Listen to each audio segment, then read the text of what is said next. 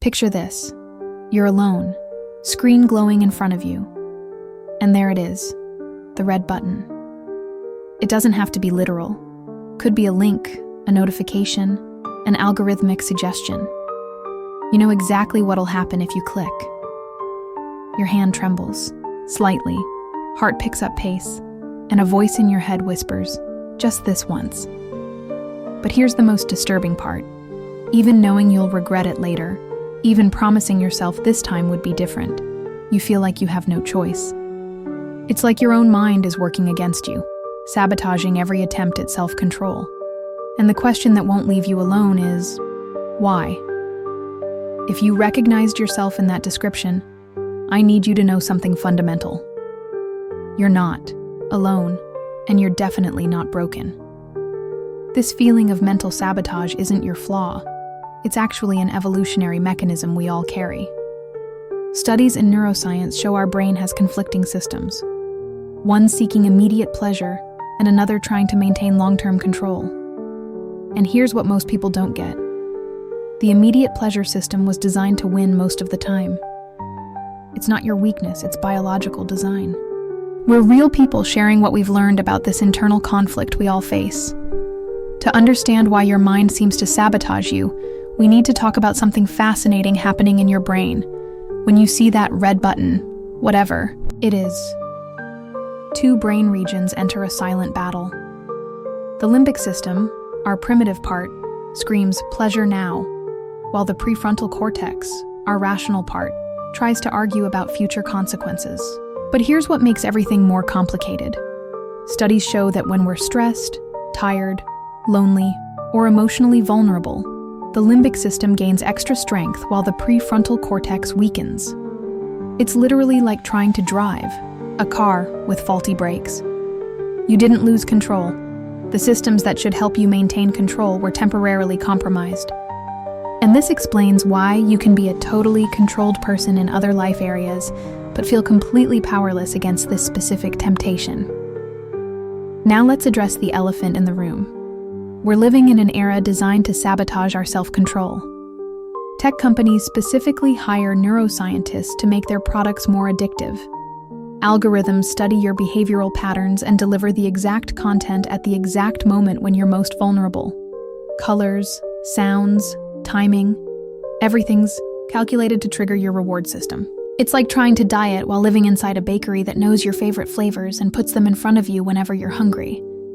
The truth is, we're not just fighting our own impulses. We're fighting billions of dollars invested in addiction engineering. Recognizing this isn't making excuses, it's strategy. Because once you understand the game is rigged against you, you can start reprogramming your own rules. So how do you win a war that seems lost from the start? First, let's talk about something I call temptation architecture. Your mind sabotages your self-control because you're fighting on the wrong territory, at the wrong time, with the wrong weapons. Instead of trying to win when temptation has already arrived, you need to win before it shows up. Studies on behavioral change show successful people don't have more willpower. They have better systems. Here's a powerful technique: precognitive redirection. It works like this. Identify exactly when and where you usually feel these temptations. Could be after work, when you're alone, or at specific times of day. Now, instead of waiting for temptation to arrive and trying to resist, you're going to create an automated alternative route. The moment you're usually vulnerable, your mind will already have a substitute activity prepared.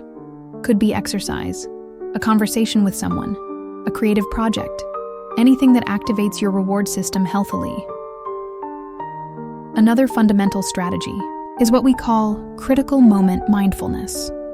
Research in neuroplasticity shows you can literally train your brain to pause between impulse and action. When you feel temptation coming, instead of fighting it or surrendering immediately, do this. Take 3 deep breaths, observe the sensation without judgment, and tell yourself, I see you, but I don't need to act right now. It's not about denying the impulse. It's about creating space between feeling and acting.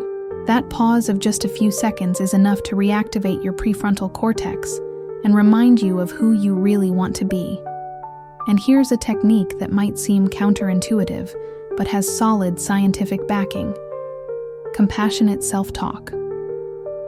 When you fail, and we all fail sometimes, instead of mentally attacking yourself, treat yourself like you'd treat a good friend going through the same difficulty. Studies show self-compassion, not self-criticism, is what actually strengthens long-term capacity for change. Every time you attack yourself for failing, you're literally weakening the neural circuits responsible for self-control. But every time you respond with understanding and renewed determination, you're strengthening your future ability to choose consciously. If you made it this far, you've already proven something important about yourself. You have enough courage to face one of the most difficult battles that exist, the fight against yourself. I want you to understand something.